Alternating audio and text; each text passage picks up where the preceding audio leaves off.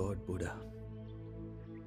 Keep my mind sharp and my memory clear as I recount this tale. I tell of warriors and weapons, faith and fury, and a man whose like we shall not see again. Devapala, son of Dharmapala, the greatest ruler of the Pala dynasty. From his ancestors he inherited the fertile earth and thick jungles of Bengal, a realm where tigers prowl, reptiles swim, and the sacred waters of the Ganges empty into the sea. This is the land of the Mahayana, the great vehicle of Buddhist teachings, a creed that guides us towards nirvana, an enlightened escape from the endless cycle of birth and rebirth. Some call the life of a monk difficult, but they know nothing of that of an emperor. We monks must only care for the spiritual welfare of our people. An emperor, however, taints himself daily with their material concerns, miring himself in dissatisfaction. Dissatisfaction is an inherent aspect of our material existence. That is the first noble truth.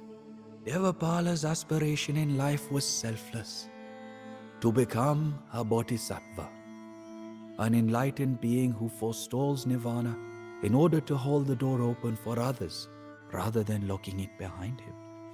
To do this, he sought to build an empire and rule benevolently, improving the lot of his subjects. A noble aim, but one not easily accomplished in such violent times. Devapala knew that he needed to secure Bengal's borders before he could rebuild its interior. Summoning his armies, he sent his cousin and commander Jayapala to demand the submission of the neighboring realms of Kamarupa and Utkala. While Kamarupa submitted almost instantly, Utkala fought hard. As the bodies of the slain piled up, Devapala began for a moment to doubt the virtue of his cause.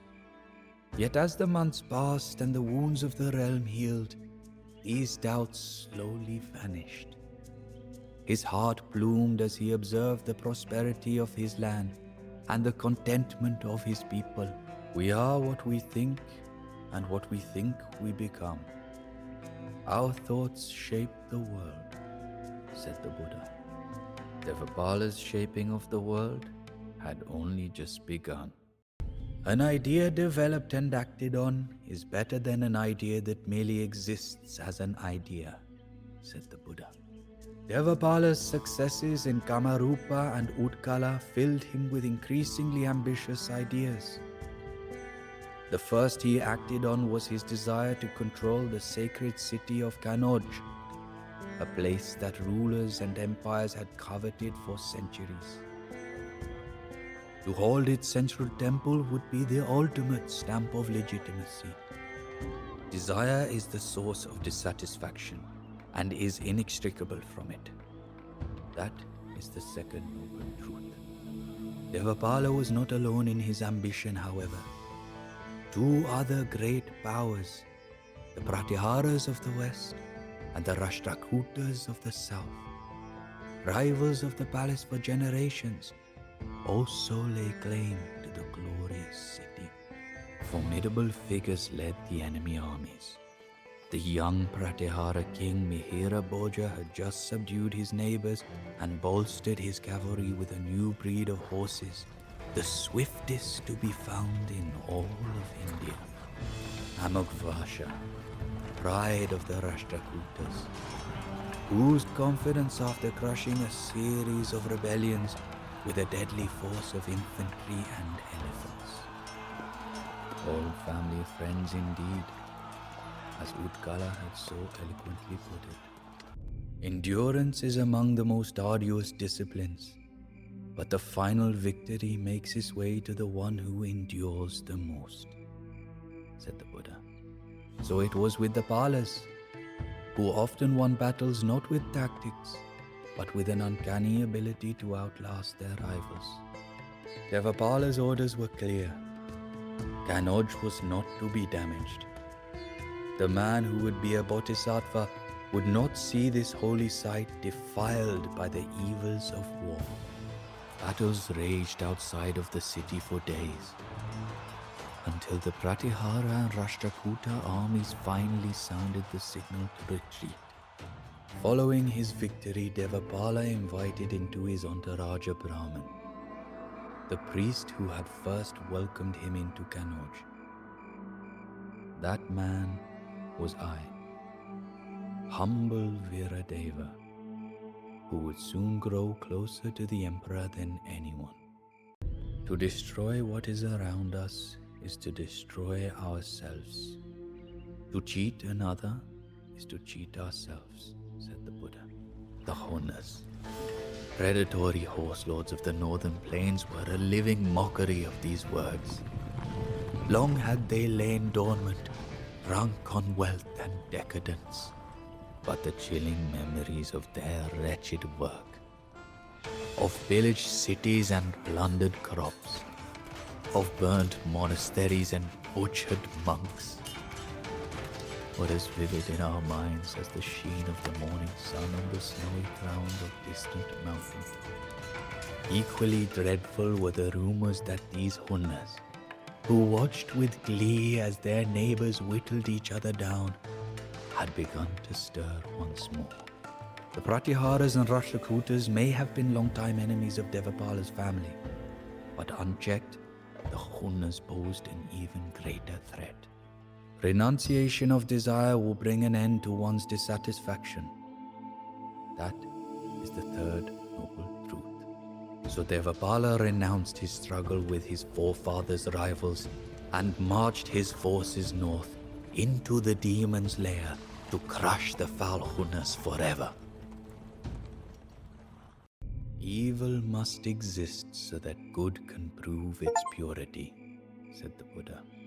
The Pala army shone like the brightest of lights as it plunged into lands darkened by the Hunas' corrupt and wicked ways. No obstacle was too great for it, no foe too fierce. Some Hunas saw the error of their ways and pledged themselves to our monks' teachings. Those who did not were struck down or vanished into the shadows. As Devapala strode through the ranks of his cheering warriors, I was elated by our victory. Yet something in the Emperor's gaze stirred a feeling of dread within me. The would-be Bodhisattva was now being hailed as a great conqueror above all, and I feared that this change had taken root even in the Emperor's mind. It is in one's own mind, not their enemy or foe, that lures them to evil ways, said the Buddha. As I feared, our Emperor had indeed changed. The seed of self-righteousness, planted long ago and nurtured by uninterrupted success, had begun to bear fruit. In Devapala's mind, the ends now justified the means, no matter how terrible or costly. And so he ordered a campaign to the south to subjugate the Pandyas, a proud people who were former allies and trading partners of his, and bring them the teachings of the Buddha. When word of this reached me, I burst into my emperor's chambers, begging him to reconsider. Needless aggression is not the mark of a virtuous ruler, I said, and forced conversion only thickens the resolve of a people against the creed. I told him that this war would cost thousands of lives and bring suffering to countless more. But the words that once guided him towards the path of light now fell on deaf ears. It is as one nears the summit of the mountain that the footing becomes most treacherous. Now all I could do was helplessly watch as the armies of a tyrant descended upon a new victim. You only lose what you cling to, said the Buddha. Devapala found that to be all too true. The more he tightened his grip on the south, the more it, or perhaps more accurately its ashes, slipped through his fingers. My emperor and his bellicose cousin had created a nightmare. There was no cheer or pride to be felt as the Pala army struck its tents and began the long march back home. The stench of death and smoke choked the air, punctuated by the haunting wails of the broken people that my emperor and his forces left behind. Tormented by the recognition of his arrogance and its price, Devapala breathed not a single word during the entire week-long journey home. Just as a snake sheds its skin, we must shed our past time and time again, said the Buddha. Devapala sat meditating in silence for days in the great temple, refusing to eat and only occasionally sipping the water beside him. Finally, he turned to me, took my hands in his, stared into my eyes in regret, and pledged to make amends.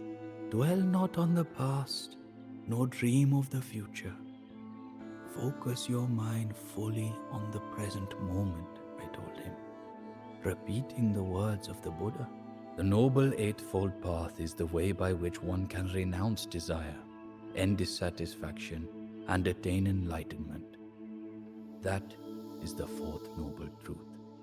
I told Devapala that he still had a realm to rule, people to care for, and borders to protect.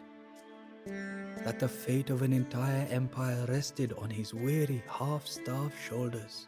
As I stared into my emperor's sunken eyes, I saw a glimmer of hope ignite into fiery resolve. An otherworldly energy possessed him, emanating from every aspect of his being, and right then I knew that the old Devapala had returned for good. He would need that unfaltering resolve in the coming months. Infuriated by his foray south, and emboldened by his failure to hold on to his new possessions, the Pratiharas and the Rashtrakutas leapt at their weakened prey. Devapala still had one last war to fight. It is better to travel well than to arrive, said the Buddha. My emperor and I pondered these words as we gazed across the city from the palace tower. It was curiously soothing to observe from above, as the monks returned to their temples, the scholars exited the university, and the bustling townsfolk rushed home for the evening. With our former rivals gone and an agreement reached, all of these people could now look forward to peace for the foreseeable future. It was a heartwarming thought, to none more so than my emperor. Perhaps we may never arrive, he mused, watching the glow of the sun fade into a rich muted orange as it sank towards the horizon. But with you by my side, I am sure to always travel well.